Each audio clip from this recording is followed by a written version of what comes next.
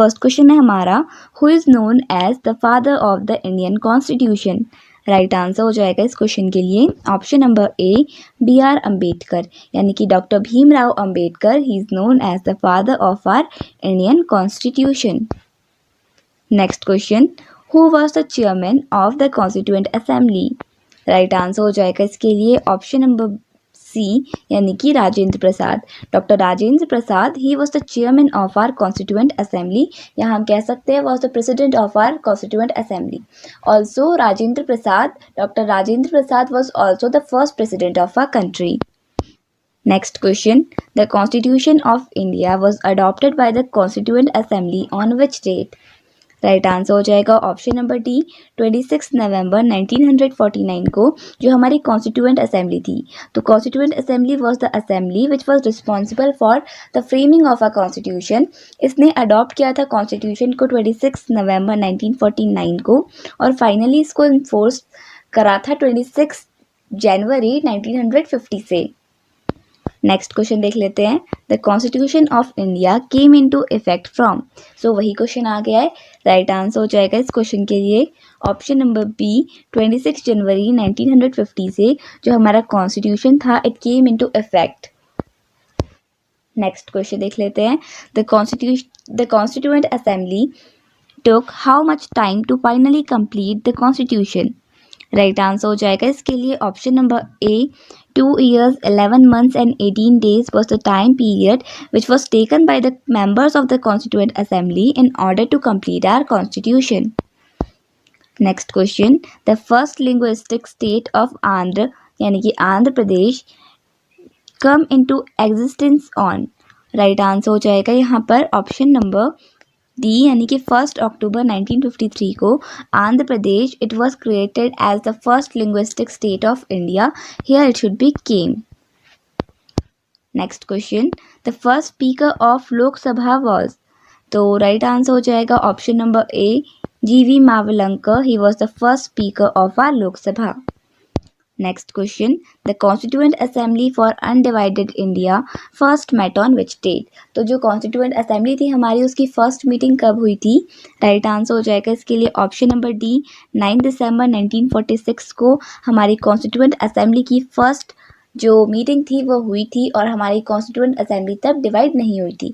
After that हमारी constituent assembly 2 parts में divide हो गई थी। One constituent assembly was mainly responsible for framing the constitution of a country and secondary one was for Pakistan.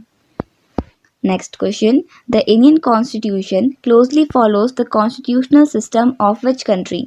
Right answer हो जाएगा इसके लिए ऑप्शन नंबर ए, UK, यानी कि जो इंडिया का कॉन्स्टिट्यूशन है वो क्लोजली रिलेटेड है या फिर सिमिलर है to the constitution of United Kingdom. Next question, which words were added to the preamble to the constitution through the 42nd amendment act. तो देखिए, preamble it is mainly the preface of our constitution. मैंने आपको previous videos में भी बताया है preamble के बारे में। तो देखिए, जो प्रीएम्बल है इसमें कुछ सर्टेन वर्ड्स को ऐड किया गया था।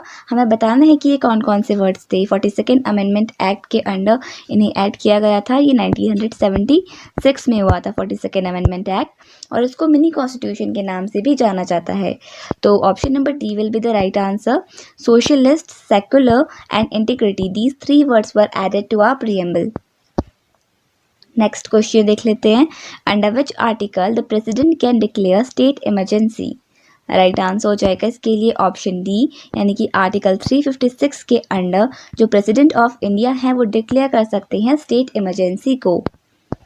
Next question, the insertion of liberty, equality and fraternity in the preamble is derived from. तो राइट आंसर हो जाएगा ऑप्शन नंबर ए, फ्रेंच रिवॉल्यूशन से जो मेनली ये टर्म्स हैं ऑफ लिबर्टी, इक्वालिटी और फ्रेटर्निटी ऐड किए गए हैं टू आवर कॉन्स्टिट्यूशन, क्योंकि French revolution which was started on 14 जुलाई 1789, यहीं से जो ये टर्म्स है लिबर्टी, इक्वालिटी और फ्रेटर्निटी आए हैं। French revolution is mainly considered to be the mother of these words. Next question, which fundamental right is also available to the foreigner on the soil of India. Right answer हो जाएगा option number B, यानी कि right to life. Right to life ये एक ऐसा fundamental right हम इसे कह सकते हैं जो किसी भी फॉरेनर को हमारी कंट्री में अवेलेबल है right to life, and it comes under article 21 of our constitution. Next question, which article defines equality before law and the equal protection of law? Right answer हो जाएगा इस क्वेश्चन के लिए option number D, यानी कि article 14 of our Indian constitution states about the equality before law. देखिए, equality before law का मतलब ये होता है कि no one is above the law, यानी कि लॉ जितने भी इंडिया के सिटीजन्स हैं, चाहे वो प्रेसिडेंट ही क्यों ना हो, law is same for everyone and no one is above the law. Next question, the name of the Laccadive, Minicoy and Amindivi Islands was changed to Lakshadweep by an act of the parliament in which year? Right answer हो जाएगा option number D, 1973 में जो लक्षद्वीप के ये old names दिए हमें Laccadive, Minicoy, Amindivi islands, इनको change करके लक्षद्वीप रख दिया गया था। You have to remember this. Next question, the members of Lok Sabha hold the office for a term of. Right answer हो जाएगा इसके लिए ऑप्शन नंबर बी, 5 years। तो जो लोकसभा के मेंबर्स होते हैं उनका जो ऑफिस का टर्म होता है दैट इज़ ऑफ 5 years। अगर हम बात करें लोकसभा की, तो Lok Sabha it is also known as the lower house of the parliament and also known as the house of the people. Next question, the minimum age to qualify for election to the Lok Sabha is. तो India में जो लोकसभा है उसके लिए minimum age requirement है। Right answer हो जाएगा option A, 25 years। तो 25 years is the minimum age requirement for a person to stand in the Lok Sabha elections. Next question, which is the fourth state of the democracy? तो देखिए, right answer हो जाएगा इसके लिए option D, media. तो media is consider to be the fourth pillar हम कह सकते हैं, या ई स्टेट कह सकते हैं ऑफ डेमोक्रेसी। इसके अलावा executive, legislative and judiciary, these are the other 3 states of the democracy and media is consider to be the fourth one. Next question, right to property was removed from the list of the fundamental rights by which amendment act? तो देखिए, जो right to property, earlier we had 7 fundamental rights, but at present we have 6 fundamental rights. Earlier right to property was also one of the fundamental right, जिसको अब remove कर दिया गया है। हमें बताना है कौन से अमेंडमेंट एक्ट के अंडर इसे रिमूव किया। तो राइट आंसर हो जाएगा ऑप्शन नंबर ए, यानी कि 44th अमेंडमेंट एक्ट के अंडर जो ये राइट टू प्रॉपर्टी है इसको हटाया गया था, ये आपने याद रखना है। So 44th amendment act of the Indian constitution will be the right answer, और ये 1978 में हुआ था। Next question, the idea of the constitution of India was first of all given by whom? Right answer हो जाएगा इस question के लिए option number B, MN. Roy. So MN. Roy ही वॉज द फर्स्ट पर्सन जिन्होंने for the first time India की constitution के बारे में आवाज़ उठाई थी या सिंपली बात की थी। Next question, who appoints the chief election commissioner of India? तो देखिए, राइट आंसर हो जाएगा इस क्वेश्चन के लिए ऑप्शन नंबर ए, यानी कि प्रेसिडेंट। जो इंडिया के प्रेसिडेंट होते हैं वो चीफ इलेक्शन कमिश्नर को अपॉइंट करते हैं इंडिया में। अगर हम बात करें करंट में चीफ इलेक्शन कमिश्नर की, तो करंट में हमारे चीफ इलेक्शन कमिश्नर हैं Rajiv Kumar. So Rajiv Kumar is the current chief election commissioner of our country. Next question, which fundamental right has been described by Dr. B.R. Ambedkar as the heart and soul of the Constitution? Right answer हो जाएगा option number D, right to constitutional remedies. This fundamental right has been described as the heart and soul of the Indian constitution by doctor Bhimrao Ambedkar. Next question, the objective resolution which laid down the main objective to guide the deliberations of the assembly was moved by. So the objective resolution, it was laid down by Pandit Jawaharlal Nehru. So option B will be the right answer. Next question, the minimum age of the voter in India is? Right answer हो जाएगा इसके लिए option number B, यानी कि 18 years। तो 18 years ये minimum age requirement है India में किसी वोटर के लिए। Next question, what is the minimum permissible age for employment in any factory or mine in our country? Right answer हो जाएगा 14 years। So option number B, 14 years will be the right answer. तो India में 14 साल से ज़्यादा उम्र के बच्चे ही फैक्ट्रीज और माइंस में काम कर सकते हैं according to our law. Next question देख लेते हैं, Which state government has prohibited the use of the word Harijan and replaced it with Anusuchit Jati in the official work? Right answer will be option number B. Next question. Fundamental duties were incorporated in the Indian Constitution in which year? Right answer हो जाएगा इस question के लिए option number B यानी कि 1976 में India ने adopt कर ली थी फंडामेंटल ड्यूटीज। ये आपने याद रखना है। एक होती है fundamental rights which are given to the citizens of the country by the government. दूसरी होती है फंडामेंटल ड्यूटीज जो हमें दी जाती हैं to respect our constitution, to respect our national emblems like that। तो फंडामेंटल राइट्स हमारी प्रोटेक्शन के लिए दी जाती हैं और इन रिटर्न हमें फंडामेंटल ड्यूटीज़ को फॉलो करना चाहिए। If you talk about fundamental duties, so currently we have 11 fundamental duties. तो 1976 में इन्हें कॉन्स्टिट्यूशन में ऐड कर दिया गया था। Earlier there were only 10 fundamental duties, but after the 86th amendment act of a constitution which happen in the year 2002 हमारी 11th fundamental duty को ऐड कर दिया गया था। तो करंट में हमारे पास 11 फंडामेंटल ड्यूटीज़ हैं। और अगर हम बात करें इंडिया ने फंडामेंटल ड्यूटीज़ का कॉन्सेप्ट जो ये कौन सी कंट्री से अडॉप्ट किया है, तो राइट आंसर हो जाएगा यूएसएसआर, यानी रशिया से हमने मेनली इसे अडॉप्ट किया है फंडामेंटल ड्यूटीज़ को। Next question, from which country's constitution the distribution of powers between union and state has been borrowed? Right answer हो जाएगा ऑप्शन नंबर सी यानी कि ब्रिटेन। तो ब्रिटेन के कॉन्स्टिट्यूशन से हमने डिस्ट्रीब्यूशन ऑफ पावर्स, जिसमें पावर्स को यूनियन यानी कि सेंट्रल गवर्नमेंट और स्टेट गवर्नमेंट के बीच में डिवाइड कर दिया गया है। We have adopted this concept from Britain. Next question, in which year the constitution of India was amended for the first time? Right answer हो जाएगा ऑप्शन नंबर बी। तो जो इंडिया का फर्स्ट अमेंडमेंट था वो 1951 में किया गया था of our constitution. Amendment simply means a change in our constitution. Next question, free and compulsory education to all children from 6 to 14 years age was made a fundamental right by which of the following amendments? तो देखिए right answer हो जाएगा इसके लिए option number D, यानी कि 86 जो constitutional amendment हुआ था, ये कब हुआ था? 2002 में हुआ था, हमने अभी भी डिस्कस किया। तो इसके under free and compulsory education 6 to 14 year का जो एज ग्रुप है, यहाँ पर फ्री और कंपलसरी एजुकेशन जो गवर्नमेंट है वो प्रोवाइड करेगी, ये बनाया था as a fundamental right.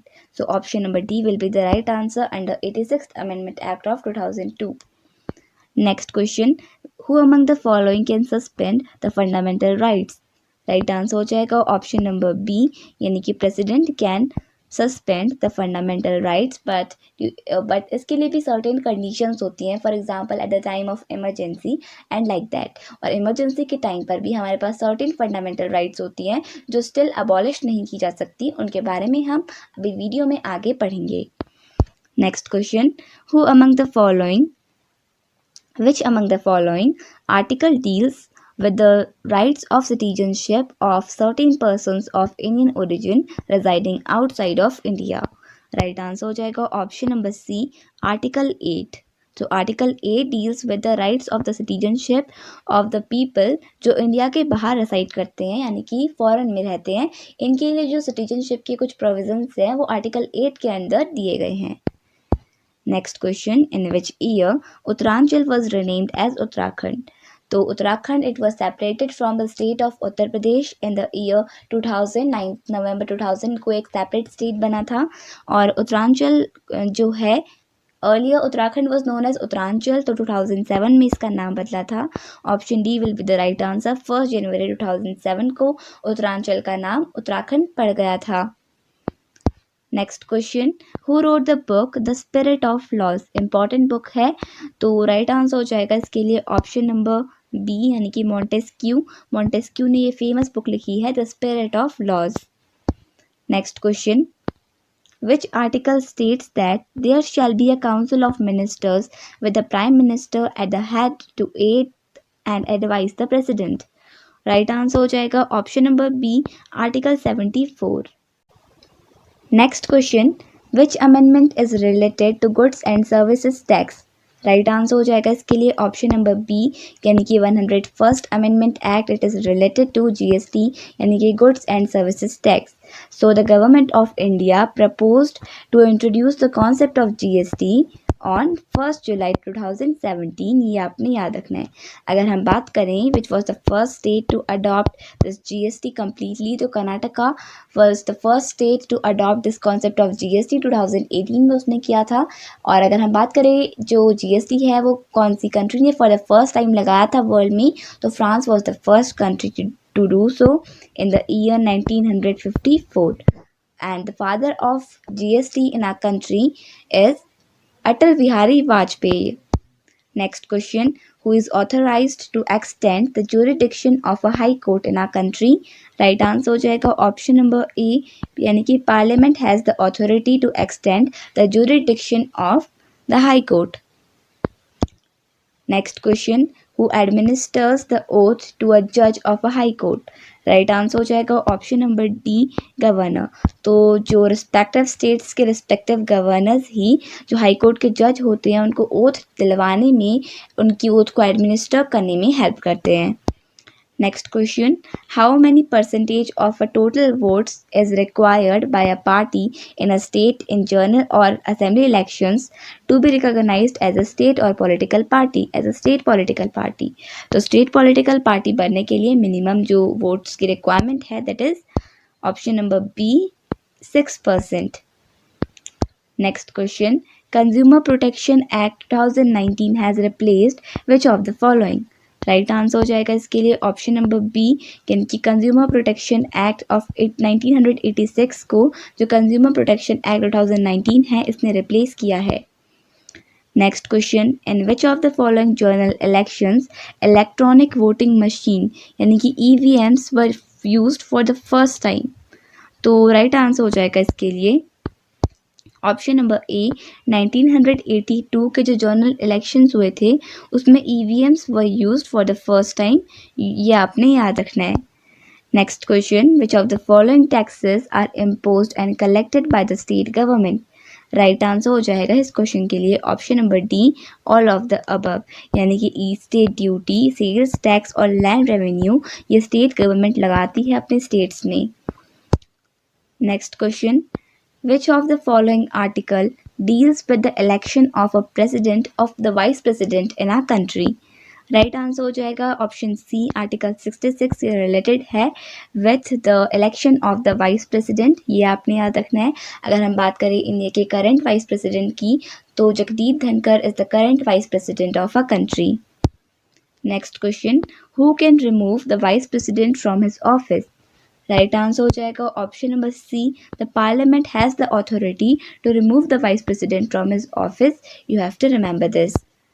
Next question, the term of office of the vice president is as follows. Right answer हो जाएगा इसके लिए ऑप्शन नंबर डी, यानी कि 5 years का टेन्योर होता है वाइस प्रेसिडेंट का, ये आपने याद रखना है। और अगर हम बात करें first vice president of India की, सो Sarvepalli Radhakrishnan was the first vice president of our country, you have to remember this point as well. Next question, initially how many members were the part of the constituent assembly? Right answer हो जाएगा इसके लिए option number C, यानी कि 389 members थे originally हमारे constituent assembly में, जिसकी फर्स्ट मीटिंग 9 नवंबर 1946 को हुई थी।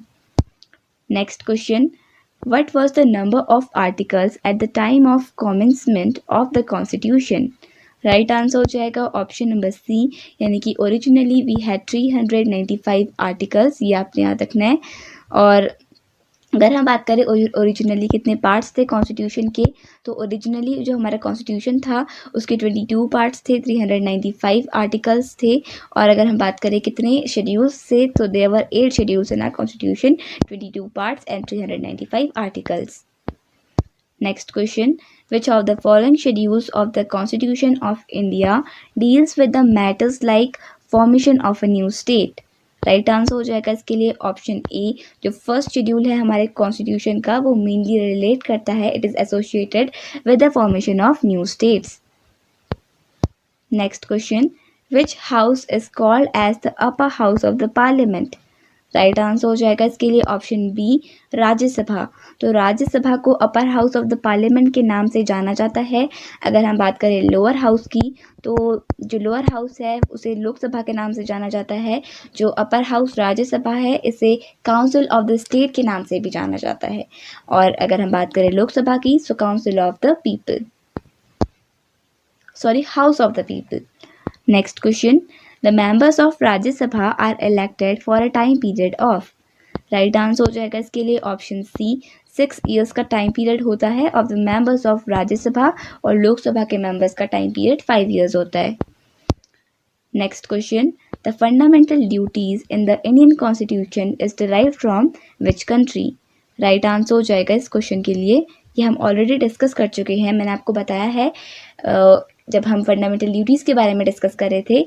तो राइट आंसर हो जाएगा ऑप्शन ए रशिया, यानी कि यूएसएसआर, जिसका फुल फॉर्म होता है union soviet of socialist republic. तो ये यूएसएसआर का फुल फॉर्म है, union of soviet socialist republic. तो इसे earlier Russia was called as USSR, तो तभी मैंने आपको वहाँ पे यूएसएसआर बताया था। तो यूएसएसआर से हमने फंडामेंटल ड्यूटीज़ को अडॉप्ट किया है।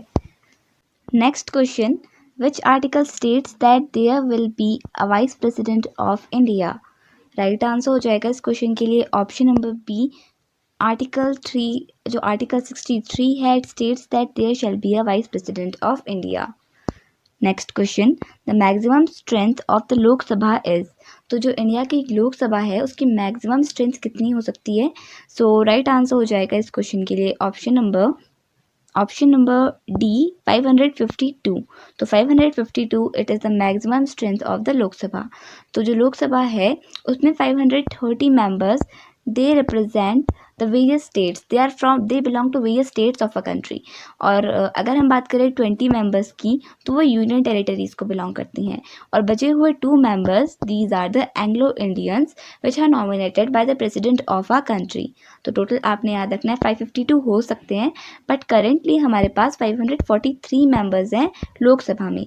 530 from various states, 20 from union territories and 2 Anglo Indians.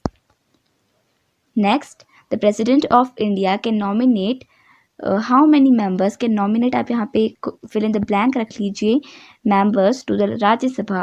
Right answer हो जाएगा ऑप्शन सी, यानी कि 12 मेंबर्स को नॉमिनेट कर सकते हैं the president of India in Rajya Sabha, और लोकसभा में 2 मेंबर्स को। Next question, the parliament or a state legislature can declare a seat vacant if a member absents himself without permission from the session for.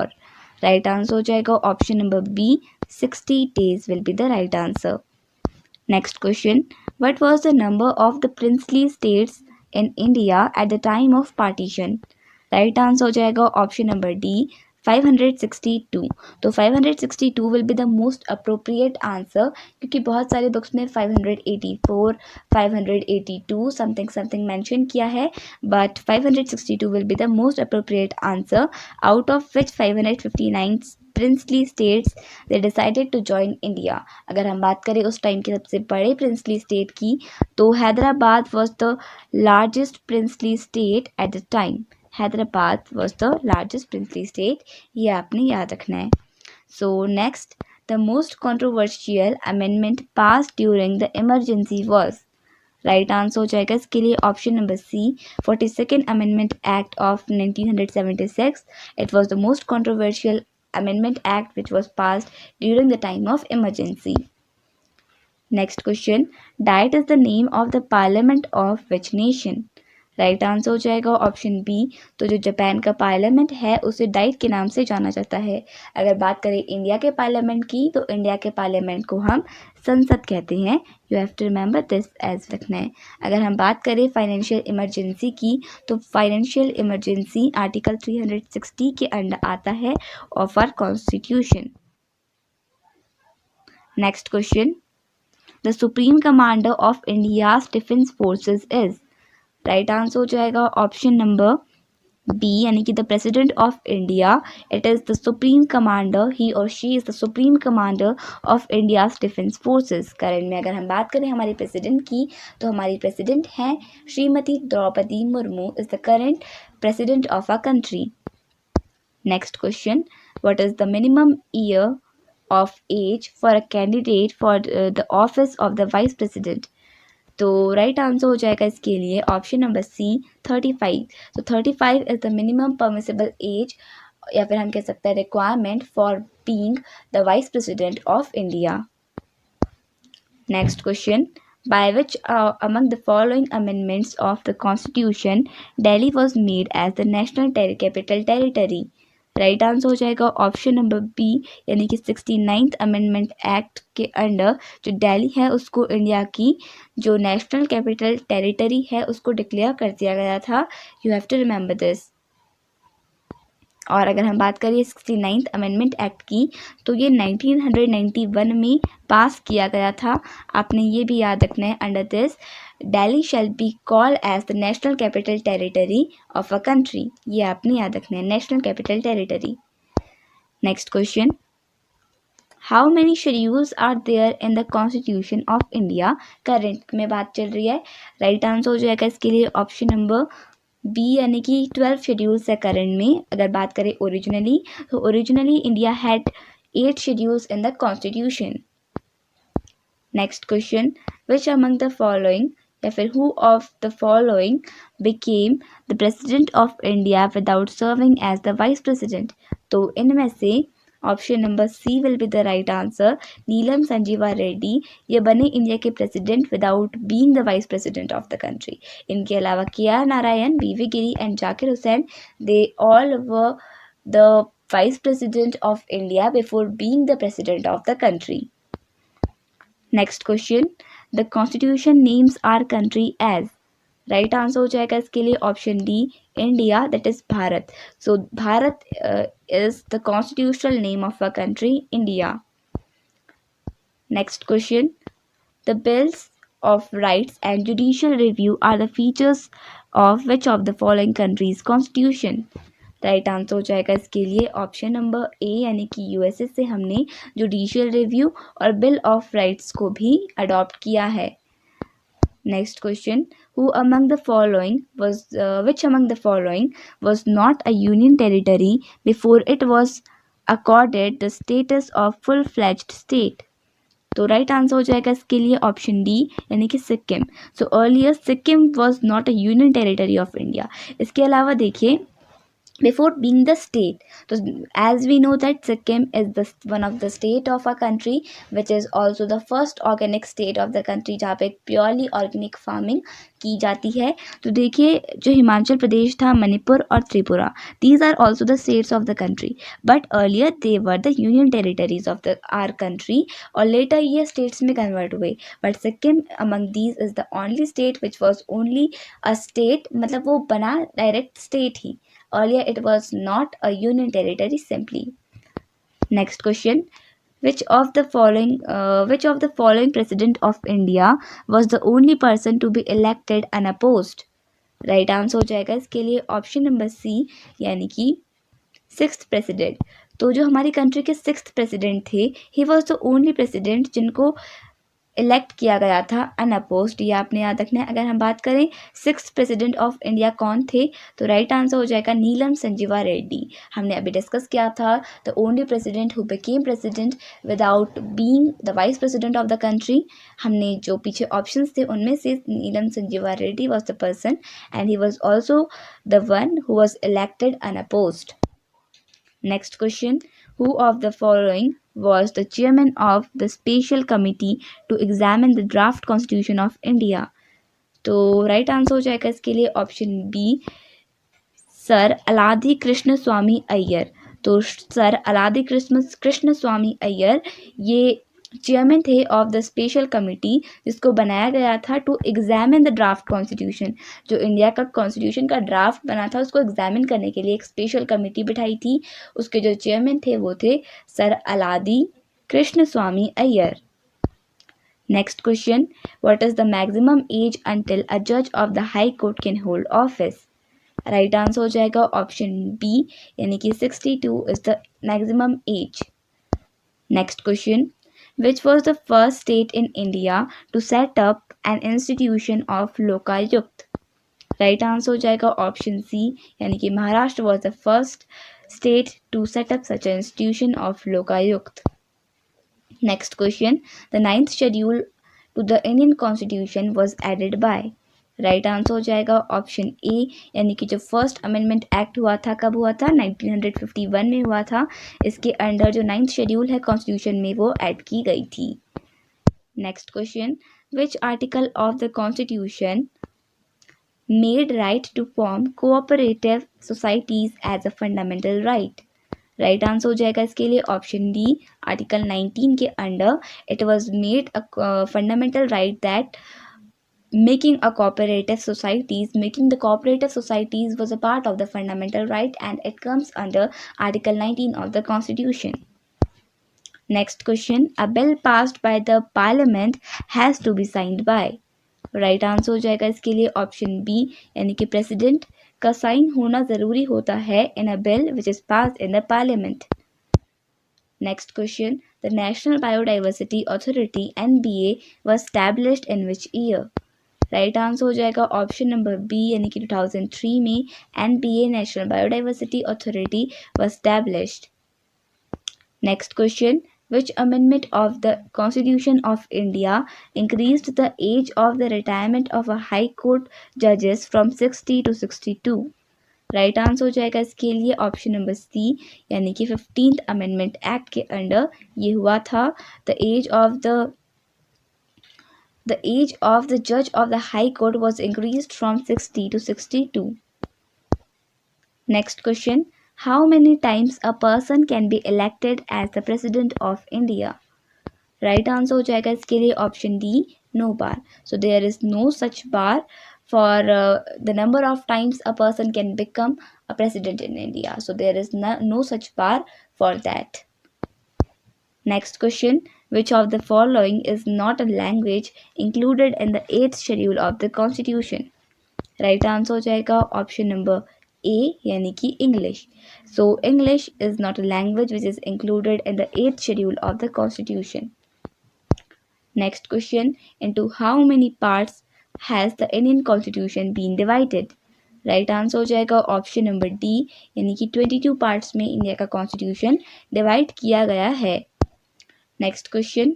How many members retire from Rajya Sabha every second year? Right answer हो जाएगा 1/3 of the members are retired every year in Rajya Sabha, which is also called as the upper house of the parliament. Next question. According to the provisions of the Constitution, which one of the following can be abolished? Right answer हो जाएगा इसके लिए option number B, यानी कि the legislative council can be abolished. Next question. In the Panchayati Raj system the panchayat samiti is constituted at which level? Right answer हो जाएगा इसके लिए ऑप्शन बी, यानी कि ब्लॉक लेवल में जो पंचायत समिति है it works. Next question. In India there is, तो हमें बताना है कैसी पार्टी सिस्टम है हमारी कंट्री में. राइट आंसर हो जाएगा option number C, multi party system it is followed in our country India. Next question. Who was the first deputy chairman of Rajya Sabha? Right answer हो जाएगा इसके लिए option B, SV Krishnamurthy Rao was the first deputy chairman of Rajya Sabha. Next question. The legislature having 2 houses is known as? Right answer हो जाएगा option number B, bicameral. तो ऐसा legislature जिसमें 2 houses होते हैं उसे बाई कैमरल कहते हैं, और इंडिया ने जो ये लेजिस्लेचर का फॉर्म है इंडिया का बाई कैमरल है, और इंडिया ने अडॉप्ट किया है इसे ब्रिटेन से. Next question. Democracy is a government of the people by the people and for the people. Who statement is it? Right answer हो जाएगा option number D, Abraham Lincoln की ये स्टेटमेंट है. Democracy is the government of the people by the people and for the people. Next question. The official legal adviser to the state government is known as? Right answer हो जाएगा option number C, यानी कि the advocate general. It is the official legal adviser to the state government. Next question. How many women were elected in the first Lok Sabha elections? First Lok Sabha elections 1951 में हुए थे, और कितनी women elect हुई थी इसमें? राइट आंसर हो जाएगा ऑप्शन ए, यानी कि 22 women they were elected in the first Lok Sabha elections. Next question. Name the chairman of the committee on whose recommendations Panchayati Raj system with 2 tiers was introduced in India. Right answer हो जाएगा option B. Ashok Mehta committee के recommendation में Panchayati Raj system को start किया गया था with having the 2 tiers। अगर हम बात करें which was the first state of India to introduce this Panchayati Raj system, तो राइट आंसर हो जाएगा Rajasthan was the first state. You have to remember this as well. So next question, which president of India elected unopposed? So I think we have discussed this question. Option C will be the right answer, and Sanjeeva Reddy was the president of a country who was elected unopposed. Next question, a judge of a high court can resign from his or her office by writing to whom? Right answer हो जाएगा option number C, यानी कि the president of India. तो जो high court के जज हैं वो रिज़ाइन कर सकते हैं, बट उनको अपना ऑफिस, अपना रेजिग्नेशन लेटर वो प्रेसिडेंट ऑफ इंडिया को देना पड़ता है। Next question, the first chairman of Rajya Sabha was, तो देखिए राइट आंसर हो जाएगा option number B, doctor S Radhakrishnan. Because जो वाइस प्रेसिडेंट होते हैं वो मेनली चेयरमैन होते हैं राज्यसभा के, तो जो राज्यसभा है उसके चेयरमैन वाइस प्रेसिडेंट होते हैं, और इंडिया के फर्स्ट वाइस प्रेसिडेंट थे doctor S Radhakrishnan. Next question, who was the first governor general of free India? Right answer हो जाएगा इसके लिए option B, lord Mountbatten was the first governor general of free India. Next question, in which state the EVMs यानी कि electronic voting machines were used for the first time in the general elections to the assembly? Right answer हो जाएगा इसके लिए option सी, यानी कि गोवा में for the first time EVMs का यूज़ किया गया था। Next question, in the first general election to the Lok Sabha in 1952, mainly यहाँ पे 1951 में होना चाहिए हुए, 1951 में इंडिया के जो जनरल इलेक्शंस थे ये हुए थे। How many national parties were contested, तो कितनी पार्टीज ने नेशनल इलेक्शंस को कंटेस्ट किया था? राइट आंसर हो जाएगा ऑप्शन बी, यानी कि 14 पार्टीज ने कंटेस्ट किया था 1951 का फर्स्ट जनरल इलेक्शन। तो मेनली जो इंडिया के फर्स्ट जनरल इलेक्शंस हुए थे ये 25 अक्टूबर 1951 से लेकर 21 फैब 1952 के बीच में हुए थे। तो हम यहाँ पे 1951 या 1952 दोनों कह सकते हैं, but 1951 should be the most approx क्योंकि स्टार्टिंग यहाँ से हुई थी। सो इसी के साथ हमारी ये वीडियो कंप्लीट हुई। आई होप आपको ये वीडियो पसंद आई होगी। अगर आपको वीडियो पसंद आई तो वीडियो को लाइक कर दीजिएगा और चैनल को सब्सक्राइब कर दीजिएगा। आपको होमवर्क क्वेश्चन ये है कि आपको बताना है कि हमारे कॉन्स्टिट्यूशन में ओरिजिनली कितने पार्ट्स थे। So you have to answer this question in the comment section. So thank you so much for watching this video and I wish all the best for your exams.